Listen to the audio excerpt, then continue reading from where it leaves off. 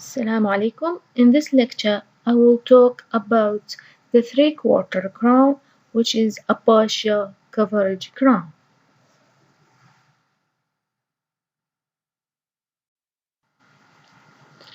The partial veneered crown is a cast metal crown restoration that covers only a part of the clinical crown. Most commonly used type of the partial veneered crown is the three-quarter crown.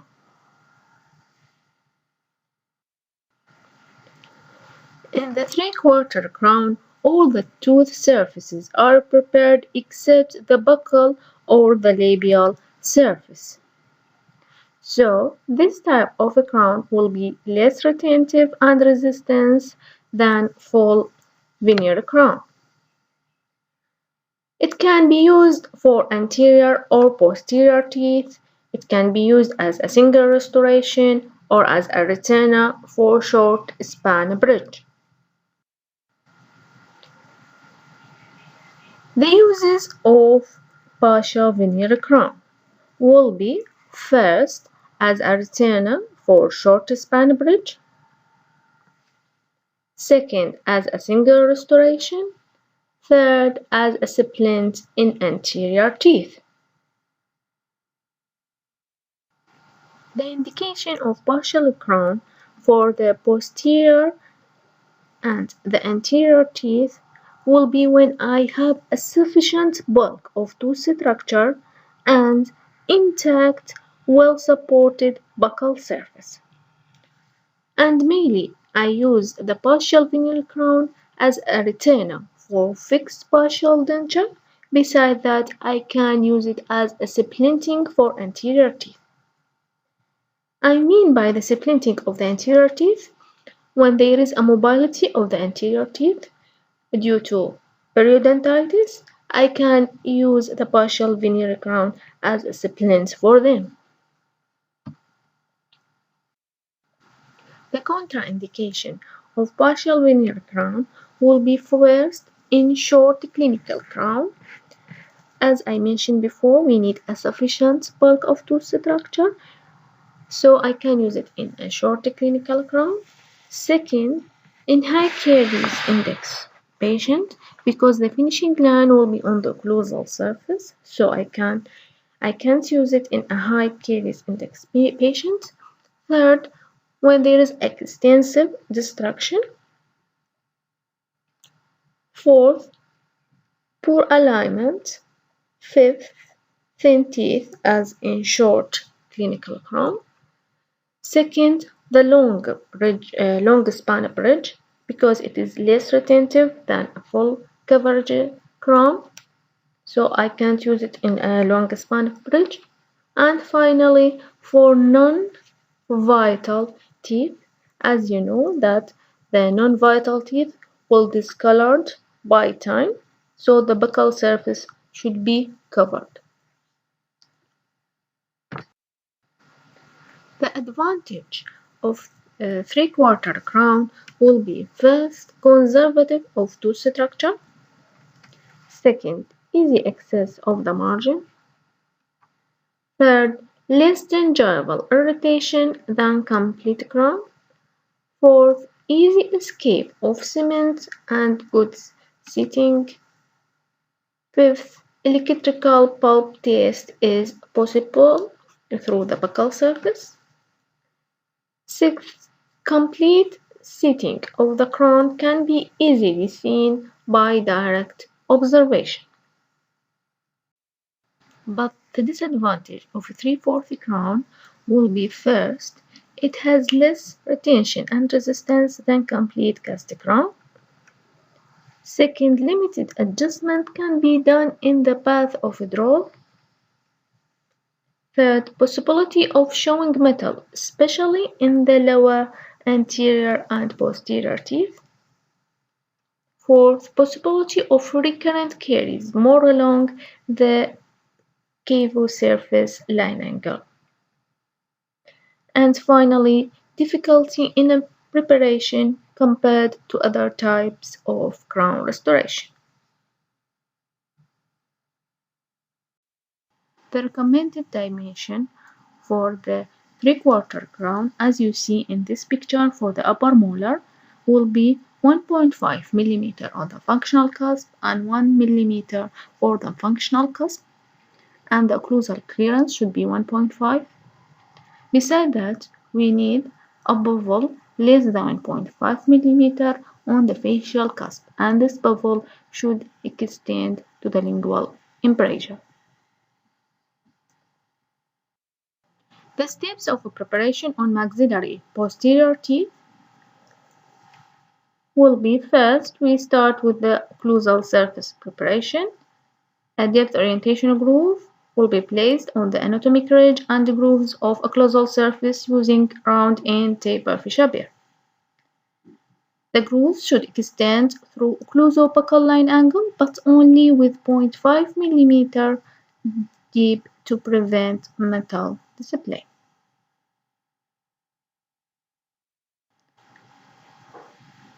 After that, we prepare the buccal and palatal cusp following the inclination of the tooth until the depth orientation groove will disappear. That we place a wide bevel on the functional cusp using the same burr.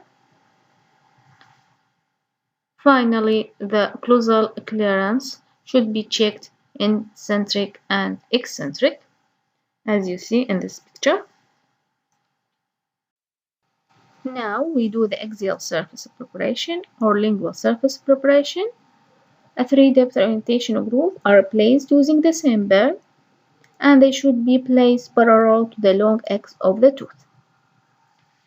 After that, the remaining tooth structure between these grooves should be removed, following the contour of the tooth to obtain a chamfer finishing line that is 0.5 mm supragingival.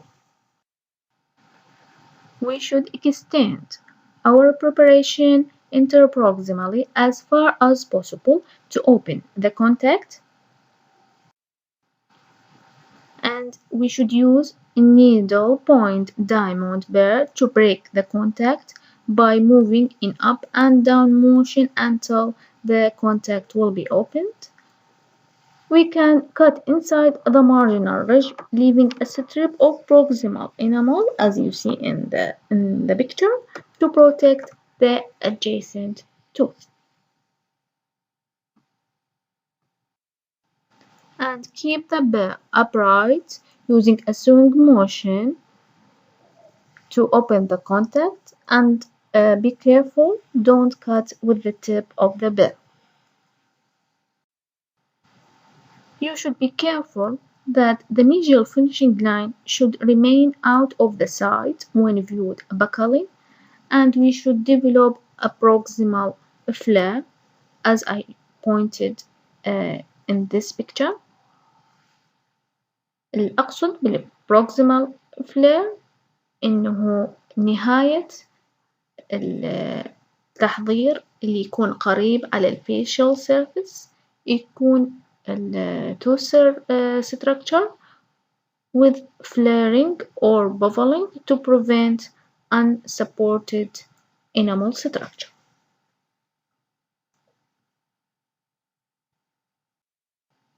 After I open the contact and do the proximal flare, then I should extend this chamfer finishing line margin interproximal.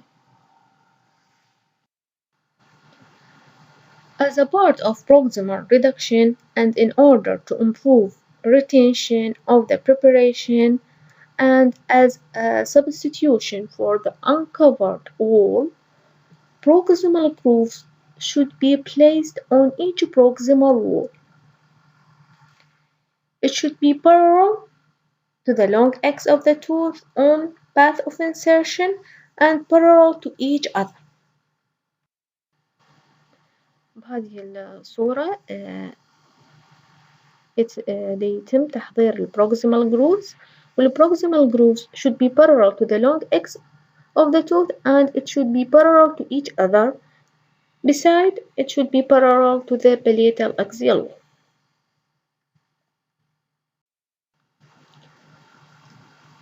بهذه الصورة بنحدد بقلم الرصاص المنطقة اللي هنحط بيها البروكسيمال جروفز، يكون تقريبا في منطقة التقاء الميدل والليبيال ثيرد،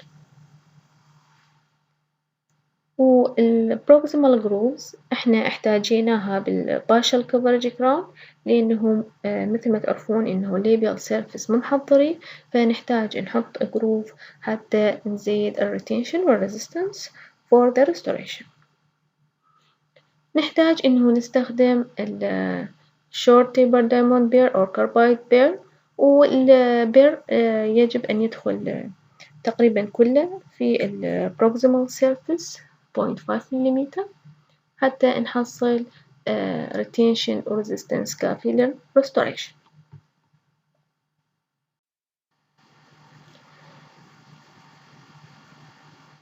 ويجب إنه تنتبهون إنه البروكسيمال جروف ما تنتهي بنهاية ما تنتهي إلى الفينيشينج لاين، لازم إنه يكون أكو مسافة بينها وبين finishing line or the margin of the preparation, so the base of the groove should stop short of the margin as you see in this picture. And the requirement of proximal groove, it should cut to full diameter of carbide burr number 171 to create definite lingual wall. Second, it should extend to the full length of proximal wall but ending about 0.5 millimeter to the chamfer finishing line. It should be placed as far as facially as possible without undermining facial surface between the middle and labial third. Finally, it should be parallel to the long edge of the tooth.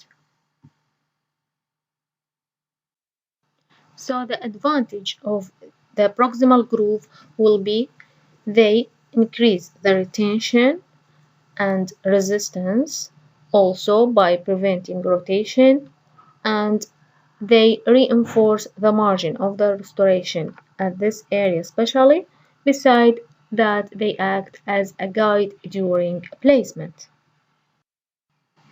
ورا ما كملت وضع proximal groove اتأكد من proximal flare.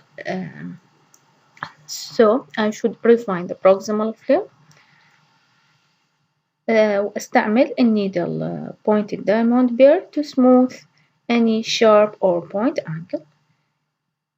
مثل ما تلاحظون بالصورة الأولى إنه دي يسوي refine proximal groove، والصورة تحتها هي صورة تخطيطية وتوضيحية إنه في التحضير figure A إنه يوجد proximal grooves، ولكن بالسي إنه أكو proximal groove with proximal flare، يعني إحنا وخرنا any unsupported or sharp or pointed angle.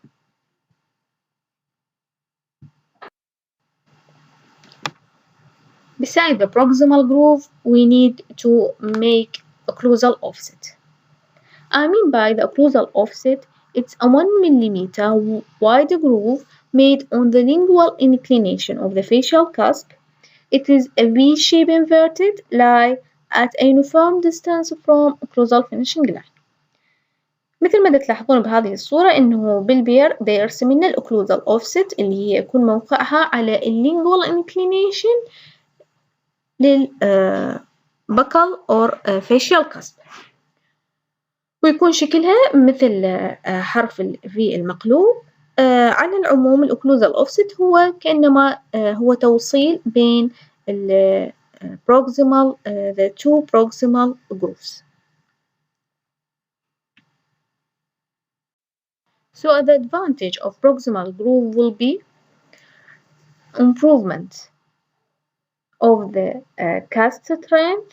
Beside, it will reinforce the margin of the restoration at this area. بعد ما خلصنا تحضير السن من الجهات الثلاثة الميجل والباليتال والديستال. يبقى لنا نحط finishing line على البكال surface. So we should put a bevel finishing line with 45 degree on the proximal-facial or occlusal-facial margin. اللي أقصده بيه إنه مثل ما تلاحظون البير كان بميلان زاوية 45 وأمشيه على الأوكلوزوفيشال مارجن حتى أرسم لي الفينيشنج لاين. دائما أحاول إنه تحضير البكال سيرفيس أو الفينيشنج لاين على البكال سيرفيس يكون as minimum as possible to keep minimum metal display.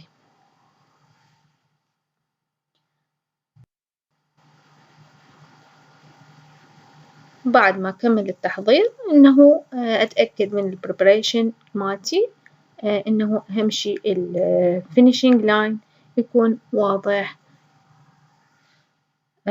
دائر السن عندما أنظر إلى من جهة الأوكلوزال. Now I will talk about the 3/4 crown preparation for the mandibular posterior teeth. The preparation will be the same for the maxillary posterior teeth, but there are some differences between upper and lower posterior teeth. And the big and main difference is the position of the finishing line on the facial surface.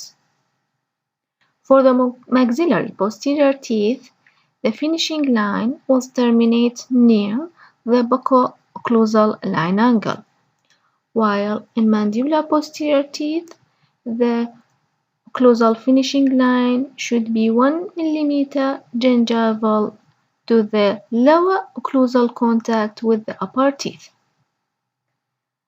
And this is because the buccal cusps in lower posterior teeth are the functional cusps. The second difference is in the upper posterior teeth, there should be occlusal offset, but for the lower posterior teeth, there is no offset. Instead, there is a bucco-occlusal shoulder, which serves the same purpose as the offset.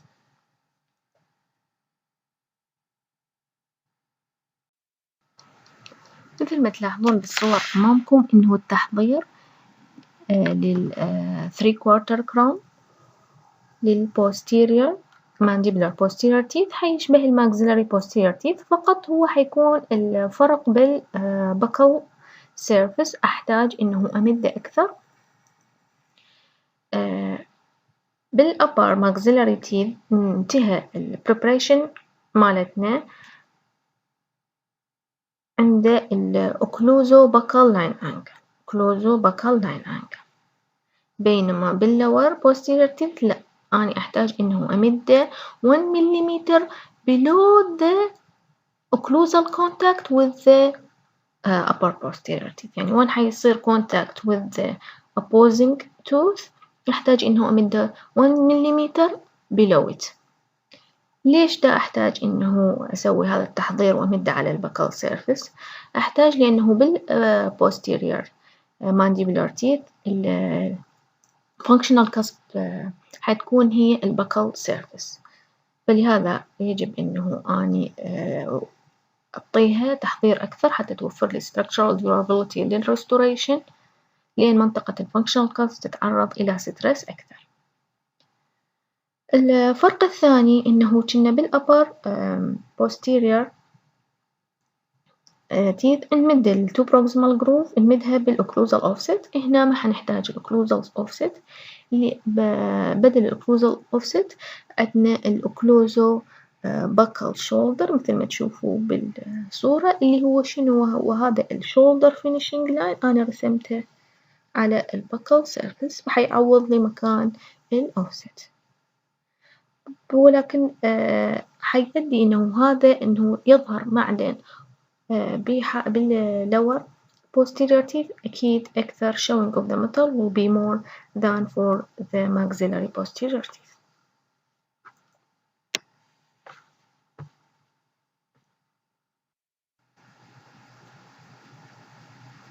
Now I will talk about the 340 crown for the maxillary anterior teeth, which is rarely used.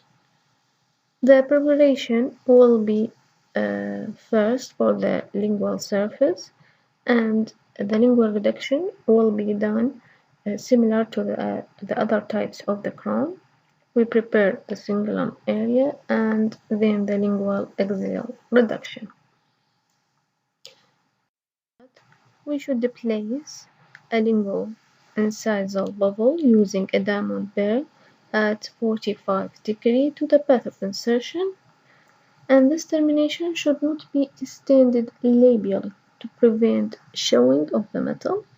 As you see in the picture, the lingual incisal bevel.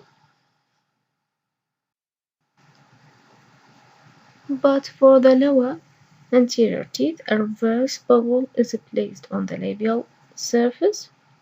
This means that the metal will extend to cover the incisal edge in order to protect the area of unsupported enamel from fracture and to prevent the dislodgement of the crown in the lingual direction. After that, we do proximal reduction, similar to full veneer crown. Besides, we need two proximal grooves should be placed at the junction between the labial and middle third of the proximal surface. And this proximal groove should be parallel to the incisal two-thirds of the labial surface, not parallel to the long axis of the tooth, using a carbide fissure burr. And this is because we can place the longest groove in this direction for better retention and to avoid overcutting to the labial surface. If we do it parallel to the long axis of the tooth, that may affect on aesthetic. After that, the mesial and distal proximal groove should be connected together with a V-shaped groove, which is the incisal offset. And the advantage of the incisal offset will be to improve the strength of the casting at this area, beside reinforcement of the margin by connecting the two proximal grooves together. So, the main difference between anterior and posterior teeth preparation for 3/4 crown is that in the anterior teeth, the retentive groove should be parallel to the incisal two-thirds of the labial surface, while in the posterior teeth, the proximal groove should be parallel to the long axis of the tooth to get the longest groove for better retention of the crown. I hope you understand the lecture and thank you for your attention.